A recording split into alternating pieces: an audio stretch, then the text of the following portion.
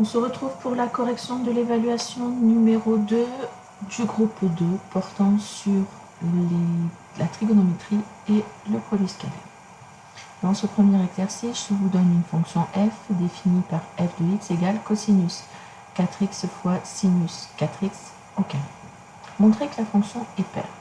On a vu dans la leçon que f est paire lorsque f de moins x est égal à f de x. Donc, je vais calculer f de moins x pour arriver à montrer que c'est égal à f de x. f de moins x est égal, je remplace tous les x par moins x.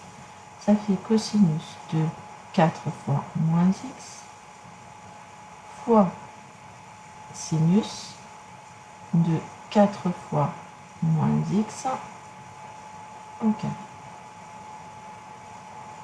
Ce qui donne cosinus de moins 4x fois sinus de moins 4x au carré. On a vu dans la leçon que cosinus de moins t, c'est égal à cosinus de t, et sinus de moins t, c'est égal à moins sinus de t. Ce qui nous donne donc ici, cosinus de moins 4x, c'est donc égal à cosinus de 4x, et sinus de moins 4x, c'est moins sinus de 4x au carré. Ce qui nous donne donc cosinus de 4x et moins sinus de 4x au carré, moins fois moins ça fait plus, donc ça fait sinus de 4x au carré. Et ça, on constate que c'est bien f de x. Donc f est paire.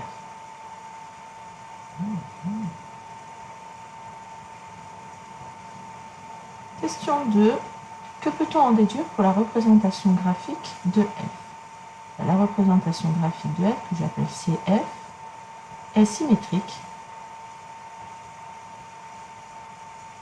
par rapport à l'axe des ordonnées.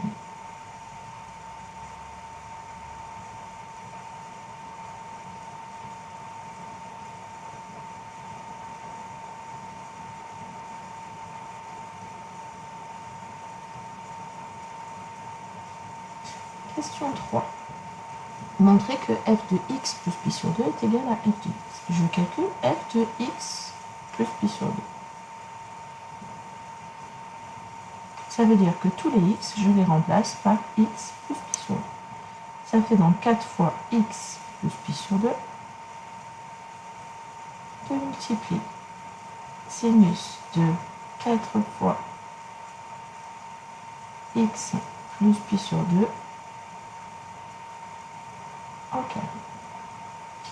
Quand je développe ceci, cosinus de 4 fois x plus pi sur 2, ça fait cosinus de 4x plus 4 fois pi sur 2, ça fait 2pi, fois sinus de 4x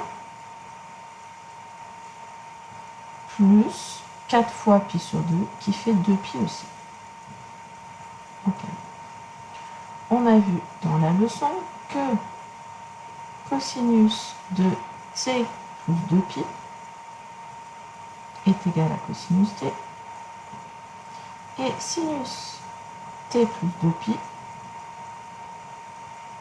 est égal à sinus t, car les fonctions sinus et cosinus sont périodiques de période 2pi. Du coup, le cosinus de 4x plus 2pi est égal en fait au cosinus de 4x, et le sinus de 4x plus 2pi est égal au sinus de 4x. Et on reconnaît ici l'écriture de f de x. Question 4. Que peut-on déduire pour la fonction f? Vu que f de x plus 2pi est égal à f de x, on en déduit que f est périodique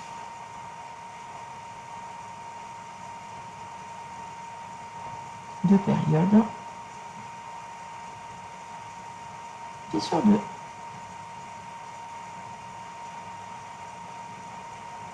Question 5. Je vous donne trois courbes, C1, C2 et C3, et je vous demande de dire laquelle représente la fonction f et de justifier pourquoi vous avez écarté les autres courbes. D'après la question 2, on sait que CF est symétrique par rapport à l'axe des ordonnées. Je constate ici que celle qui est en tout petit pointillé, c'est-à-dire C2, est symétrique par rapport à l'origine du repère. C2, symétrique par rapport à O, donc à L. C3 et C1 sont bien symétriques par rapport à l'axe des ordonnées, donc elles pourraient convenir. Je regarde maintenant leur période. C1, c'est donc celle qui est en pointillé un peu plus espacé. Si je prends la courbe représentative et que je suis sa représentation graphique, je constate que sa période est de pi sur 2. Donc, ça va être R. On va vérifier que C3 ne fonctionne pas. C3, si je pars de 0 et que je suis sa courbe, avant de recommencer un nouveau motif, il faut que j'arrive en pi. Donc, C3 de période pi. Donc, pas L. Donc,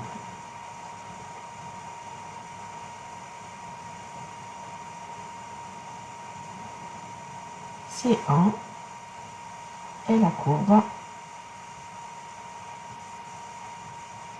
de F. Exercice 2. Dans un repère orthonormé, je vous donne U de coordonnées x-3, x plus 4 et V de coordonnées x plus 2, x-1. Je vous demande de déterminer les valeurs de x, si elles existent, pour que les vecteurs U et V soient orthogonaux. On a vu dans la leçon que U et V sont orthogonaux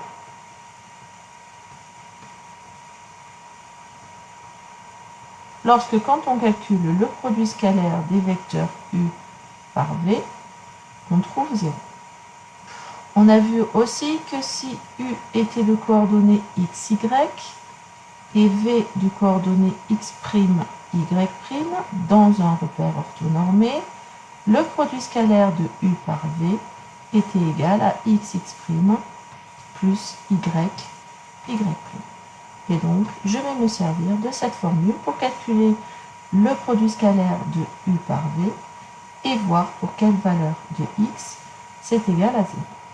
Donc, l'abscisse de U, c'est x-3, multiplié par l'ordonnée de V, x plus 2, plus l'abscisse de U, x plus 4, multiplié par l'ordonnée de V, x-1, et ça, je veux que ce soit égal à 0. Je développe cette expression algébrique qui me donne x carré plus 2x moins 3x moins 6 plus x carré moins x plus 4x moins 4, et donc je veux toujours que ce soit égal à 0. Si je réduis, ça me donne 2x carré. 2x moins 3x, ça fait moins x, ça fait moins 2x, plus 4x, ça fait plus 2x, moins 6 moins 4, moins 10, égal à 0. Ici, je me retrouve avec une équation du second degré égale à 0.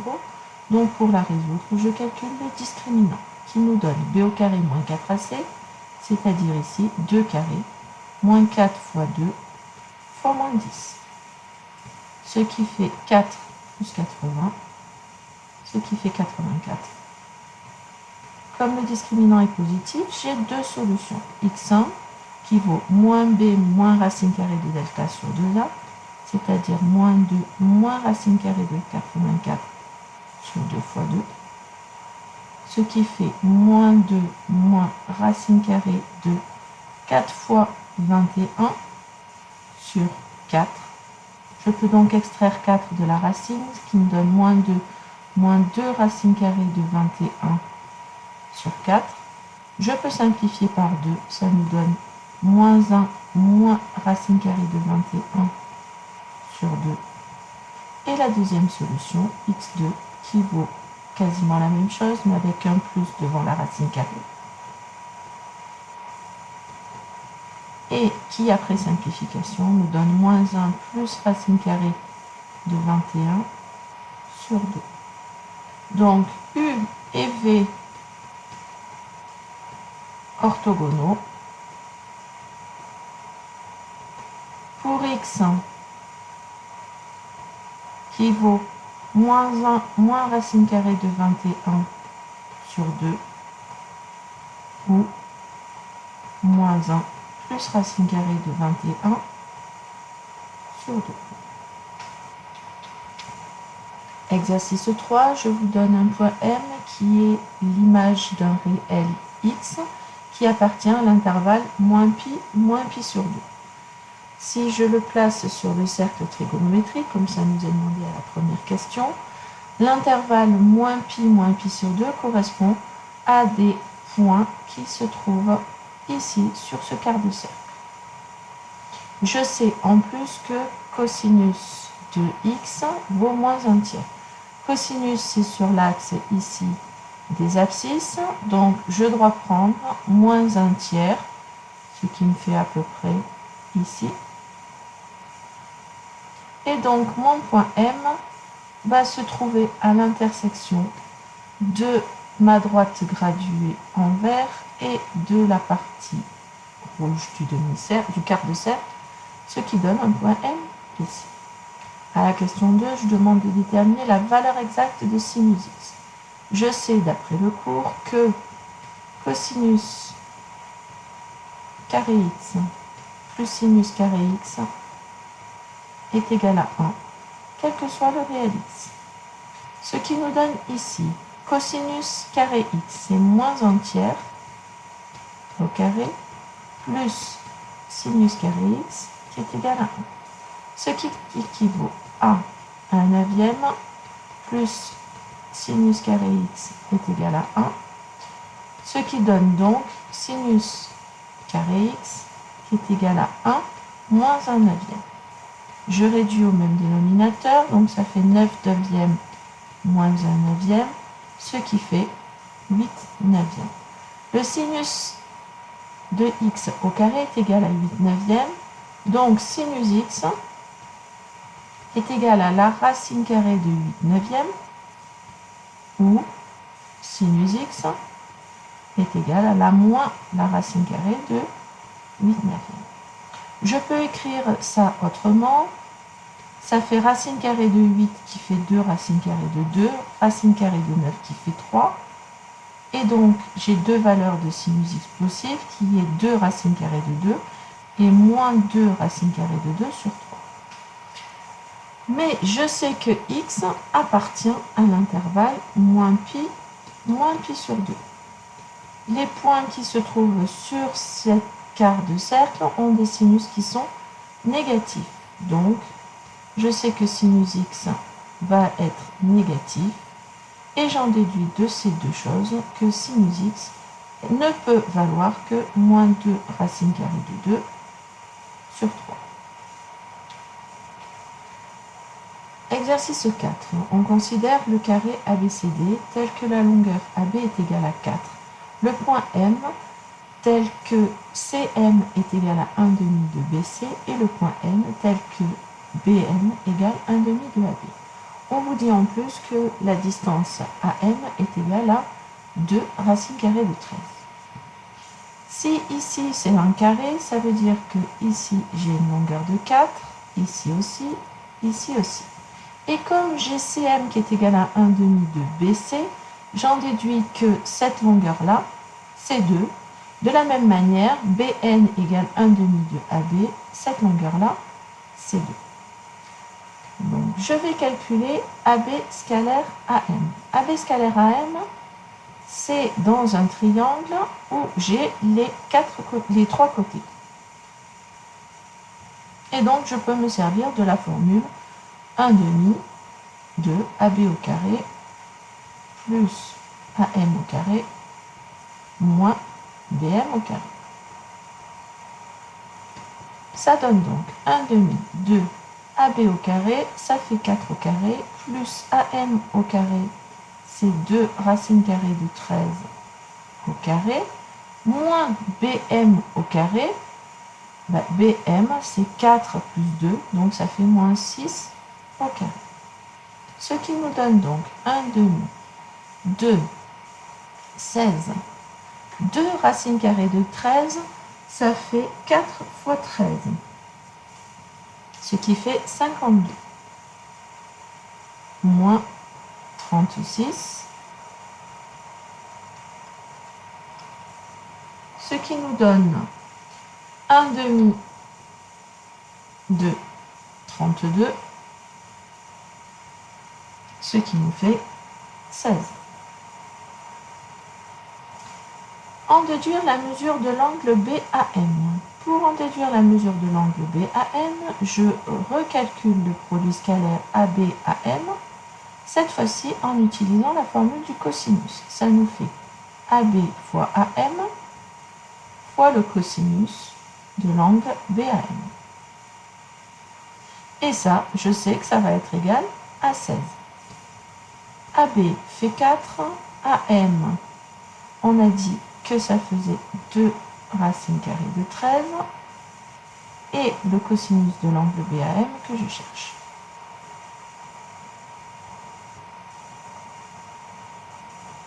Ça nous fait donc 8 racines carrées de 13 fois cosinus de l'angle BAM, qui est égal à 16. Ce qui fait que le cosinus de l'angle BAM est égal à 16 sur 8 racines carrées de 13, qui est égal donc à 2 sur racine carrée de 13. Je me sers de la calculatrice. L'angle BAM est donc égal à cosinus moins 1, ou arcosinus, ou acos, suivant votre calculatrice, de 2 sur racine carrée de 13.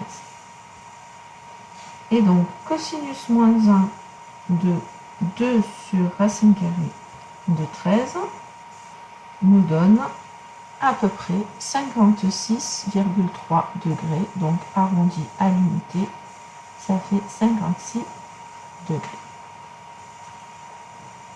En calculant un produit scalaire, justifiez que les droites AM et DN sont perpendiculaires. Donc, je vais calculer AM scalaire DN. Si mes droites sont perpendiculaires, le produit scalaire AM scalaire DN devrait être égal à 0. Pour cela, je vais décomposer avec la relation de Schall le vecteur AM. Ce qui peut être intéressant avec le vecteur AM, c'est décomposer avec des vecteurs qui sont orthogonaux. AM, c'est égal à AB plus BM. Je fais la même chose avec le vecteur DN que je décompose en vecteur DA plus AM. Ce qui me donne, en développant ce produit scalaire, AB scalaire DA plus AB scalaire AM plus BM scalaire DA plus BM scalaire AM. Les vecteurs AB et DA sont orthogonaux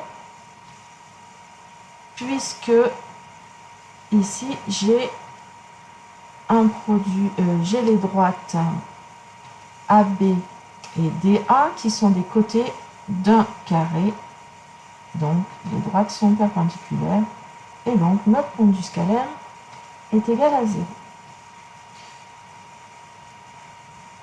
Donc pourquoi AB et DA orthogonaux. Ensuite, AB scalaire AD, AB scalaire AN, ce sont des vecteurs qui sont collinéaires et de même sens. Donc, c'est égal à AB fois AN. AB et AN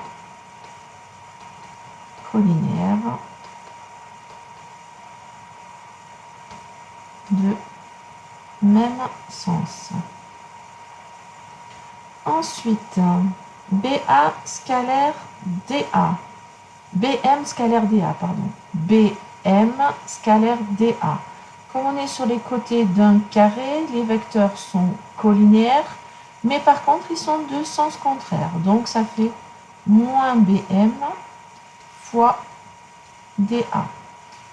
Pourquoi? Donc, parce que BM et DA sont collinéaires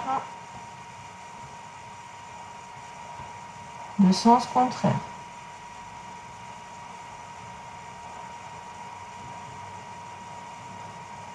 Et pour finir, BM scalaire AN, BM et AN sont perpendiculaires, donc le produit scalaire est égal à 0. Donc les vecteurs BM et AN sont orthogonaux.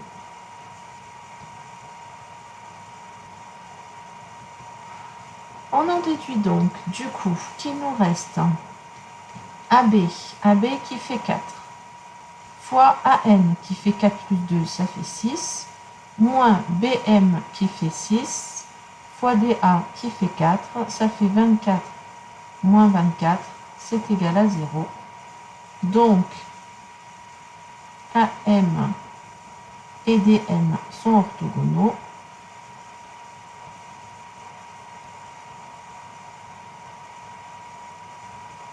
Donc, AM et DN, les droites, sont perpendiculaires.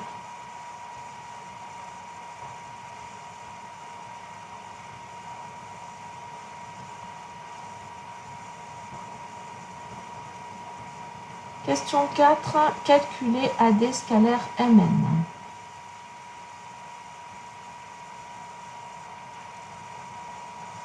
AD scalaire MN. Je peux utiliser la projection orthogonale sur la droite AD. Le point M va se projeter sur la droite AD. Si je poursuis ici ma droite, du fait que j'ai un carré, il va se projeter ici en H et la distance va être la même de manière à avoir un rectangle DCMH qui est donc un rectangle. Et donc, le point N, de la même manière, va se projeter sur la droite AD en A. Ce qui nous donne pour AD scalaire MN qui va être égal à AD scalaire donc H A avec H projeté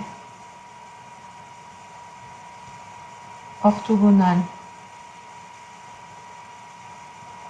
de M sur AD avec la distance DH qui est égale à la distance CM, c'est-à-dire 2.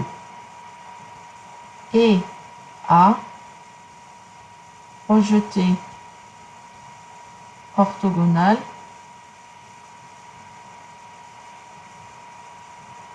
de N sur la droite AD. Donc, on se retrouve avec AD scalaire HA. C'est des vecteurs qui sont collinéaires mais de sens contraire. Donc, ça fait moins AD fois HA. Car AD et HA collinéaires de sens contraire.